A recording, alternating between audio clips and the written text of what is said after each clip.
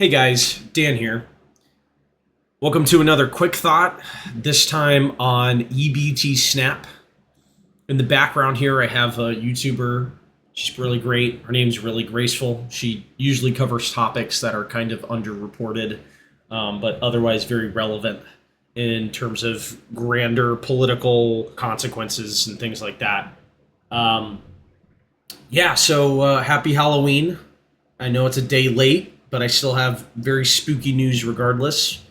In case you weren't following, the government shutdown has resumed. It has not been reversed. We are not back up and running. Government programs are all being cut. Most importantly, and apparently urgently, again by a very loud minority of people, EBT SNAP is being cut. Basically, food stamps and, in a broader sense, welfare is being cut. And I just wanted to talk about the broader implications of this coming back into the conversation. Again, this is something that has typically just kind of run underneath the surface. People don't talk about it. It's a bit taboo. But we're gonna discuss it regardless, because I think it is a very important topic. I think it's probably the most substantial, under-discussed political topic of our time. And it has to do with the implications of what it means our government is. What is the government? Again, I'm not going to get too deep on that. So let me just drop you right in. EBT SNAP is food stamps. If you're not aware what food stamps are, it is basically food welfare. It is basically subsistence provided by the government, subsidized by the American people. Taxpayers pay good money to basically feed people that are, as the program was initially designed for, people who are in destitute, impoverished conditions that can't feed themselves. This is to prevent so-called mass starvation. I do that with air quotes, because I don't think the actual consequence would be mass starvation. And here's a few reasons why. Here's why EBT and the food stamp system is very interesting. So, more or less, I'll give you guys a breakdown of what Really Graceful goes over in this video. And I'll actually plug her video because, again, this goes over a lot of stuff I'm talking about. And I'm going to basically summarize some of the points, make a few of my own, and then, that'll wrap our quick thought on EBT. The primary thing about this is economic. This isn't just a social thing. This is an economic issue. So first things first, we have a lot of Americans that are unable to feed themselves. Again, air quotes on unable to. Kind of an important sticking point. The U.S. government basically gives out these cards, these EBT SNAP cards. It's like a gift card. They load it up with money. Based on your circumstances, you can file to be under government welfare, and you receive a certain amount of money based on your circumstances, disability, children, job, how long you've gone without a job, all sorts of conditions. It's supposed to basically be a baseline to make sure people don't starve, or are able to subsist. And the program, I think, serves a purpose. It's important that I think it should exist. There's nothing about me thinking we should abolish EBT welfare. It's there for a reason. But unfortunately, the road to hell is paved with good intentions, and the good intentions of this program are taken advantage of by people who, frankly, consistently show that they have little regard for their situation. They basically wallow in pity. They have something called entitlement. There's people who game the system. They quite literally realize they can make money doing nothing, harming themselves, literally directly and indirectly causing themselves to be in a worse situation, and the government subsidizes that. So we unfortunately, what I believe is what we're doing is creating a nanny state, which is a government that just, it's a nanny. You know what a nanny is? It's basically you suck from the government's teat and you're this pathetic, incapable, totally dependent, futile, subsisting, barely human being, which is awful. It's the worst possible state imaginable. It turns us into cattle, worse than cattle in some ways. And it's not what we want. The government isn't just there to be, to back you up, all the time. It's not supposed to create a consequence-free world. It's not there to create a consequence-free lifestyle. The decisions you make need to have consequences. It's very important. But again, a topic for another day. So the government cutting EBT, this money that basically has funded people's shopping sprees with very, very very few limitations. This shopping spree gift card these families get, and this isn't even racing. I don't care. Whoever's using this, I get it. If you fall on hard times, by all means, you need it. You need it. I get it. Shit happens. However, there are people who refuse to get off of it. They refuse to put in the effort. They refuse to get a job. They refuse to push themselves. They refuse to pick themselves up and do something with their lives. And these people get a shopping spree, courtesy of not the U.S. government, but the American people. Because we're the taxpayers. The government exists because we put money into it, right? And the most hilarious aspect of it is that it's gone. It's disappearing. And as much as I want to feel sad for some people, there are definitely some people who deserve to have a bit of help. Absolutely. There's a swath of people who've got on TikTok and basically said, where's my money? First off, my money. That's not your money. If the government is paying you, again, in a subsidy program, that's not yours. You don't own it. The government owns it. And at any time, the government can change their mind on that, okay? So stop calling it your money. Entitlement is real. You think you deserve something you have not earned. You don't earn EBT. You get it. It's a pity system, okay? And unfortunately, there are some people so pitiful, self-inflicted, that absolutely I am very happy about them finally being in a situation where they realize they are like a lot of other Americans that don't resort to asking for handouts, that don't resort to wallowing in self-pity, to just hope some big daddy, big mommy U.S. government comes to save them, that pick themselves up, that go through tough times, and they make it. Those people, I can't stand. And this is really great. So I'll show you a few clips. This is kind of the area I paused. But yes, it's getting cut, and we believe there's going to be like a lot of anger, and you're going to see there's a lot of claims that they're going to attack the president. They're going to make Trump pay because they think it's Trump's fault somehow, when this is like basically it's more or less a bipartisan issue. They're not resolving or finding middle ground to pass this, whether the Democrats want to move or not, or the Republicans don't want to cede ground. I don't know. It's a total fiasco, but that's besides the point. The situation is looking bleak for people who really have terrible spending habits. They blow their actual money on nonsense instead of sustenance. And now they're like, oh my God, how am I going to feed myself? Oh my God, how am I going to get my money? I can't keep living this totally reckless lifestyle. So here you go. You're going to see some of it. You're going to see both sides, which is phenomenal. Here's Really Graceful covering a little bit of it. You could also say that this program is in part propping up the economy in a very false and deceptive way, keeping business afloat for food manufacturers, corner stores, and grocery stores, because you have that guaranteed income from the government for these items that normal people have to budget for. I'm gonna tell y'all straight up like this.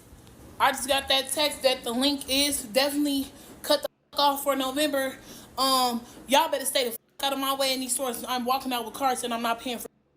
Trump, if you won't, start looting, oh, it's gonna happen. And I'm gonna have one of my cousins with me that'll punch your ass so hard you gonna. The poor people. Really, peak humanity here, guys. This is the epitome of our kind. You can already see it in the next one, and you can hear it in the last one. These people basically, again, very little self-awareness. Again, not your money, and immediately resorting to violence. Oh, and threatening to steal. Because, again, entitlement isn't, I no longer receive the thing I believed I'm entitled to. It is, I'm going to get it, and no one's going to stop me. That's entitlement. And it's not the courageous kind. It's the, you are a piece of shit. Period. You literally think something you can earn yourself with not that much effort is owed to you by the universe because you exist. Really bad main character syndrome.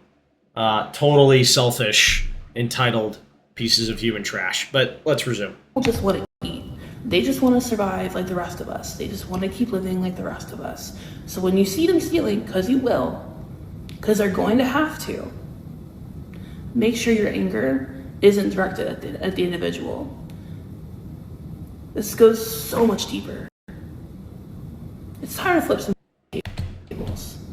Yeah, she thinks she's fucking badass. She says it's deeper. No, there's really no depth to it. You're thinking about as deep as one layer into your heart and thinking of people that are desperate for food because they can't feed themselves. I can assure you at least half, if not up to maybe 85 to 90% of the people on the EBT program. Probably less. I'm going to dial it back. There are some genuine cases again. These people, if you need to fucking eat, you'll find a way to eat. It's called budgeting. It's called getting a job. And it's called saving money. So what happens when the rug pull happens and you lose a bunch of money? It's not game over. You shouldn't have put all your chips into one system. And that's what they do. They have an expectation that things are just owed to them and they receive them because they exist, which is horrible. This guy says some great stuff. I'm pretty sure it's this guy. Listen to this. I'm just gonna say it, and I don't care who get mad. Shouldn't no grown, able-bodied people be freaking out about no food stamps. If you got 2 legs, 2 arms, you can get up and talk on the phone. You can get up and take your behind to work. Exactly. Super freaking important. All these fuckers that not even going to try to avoid language in this one because it makes my blood boil. These pieces of human trash have time to go on TikTok, make their little video. And I'm sure the woman we saw earlier, the first one, I'm sure she uploads like 5 or 6 times a day. She yap, talk on the phone, yap. It's not even a stereotype. You're literally delivering evidence. You're a TikToker, okay? If you're a TikToker, you most likely have time to actually work and make a living. Period. Not on TikTok, a real job. Moving on. Hell yeah to the last guy, though. If you're capable and you are able, you need to look after yourself. This guy is on point and he follows through on that thought about a sort of survival of the fittest natural selection thing here, which is phenomenal. It's great thinking. Because these people just really would not survive in any other world besides one with a nanny state to look after them. Benefit situation clearly shows y'all could not survive a world built off natural selection. If the government really stood back, if they just let everything go and let the world be who they want to be without them, y'all would not survive. You couldn't get your own food. You couldn't keep your own crib. You couldn't educate your own kids. Y'all would literally not survive a world of natural selection. Now I call. Okay, so funny thing. One more. I know this is going to be a longer, quick thought. natural selection is an important thing, obviously. Anthropologists would be like, well, humans, we're not animals and blah, blah, blah, blah. No, shut up. Humans at a smaller scale are going through a process of natural selection that our technology and our systems that we have built basically prevent from occurring. Natural selection is good. It is important. It's also important to realize what the selection process is doing. Generally speaking, natural selection has weeded out the weaker elements, the ones who can't survive whatever their predator is, whatever the difficulties of the world is. And you want to say, well, capitalism is the predator of this world and it's tearing people down and blah, blah, blah, blah, blah. Well, then get good. Like, Jesus Christ, look, shit sucks, obviously. We have a lot to work on. But get good, man. I love the term get good because it's like a skill issue with these freaking losers. You seriously, if you are that pathetic, okay, you are capable and yet you decide to remain as pathetic as possible and do nothing with yourself, you deserve to be cast to the wayside. Okay? You don't really, you have not earned a right to live in this world. And I know that sounds cruel, but it's speaking truth. It's speaking biology. It's speaking the reality of nature. Okay? It is the world in which we inhabit. It's reality. And so, again, what these people are saying, natural selection, such a great thing to bring up about it, because we have created a system, unfortunately, that allows people to subsist at the lowest level of functioning and totally diminishing their potential. And they're raising generations. Their existence and us not basically saying, hey, you can't live like that, that's horrible, allows them to just have kids and make more of them. And we get filled with a world of morons and losers. It's the reality. They made a movie about it. It's called Idiocracy.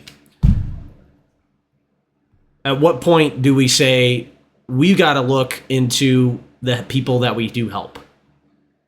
Are they worth helping? Can they help themselves?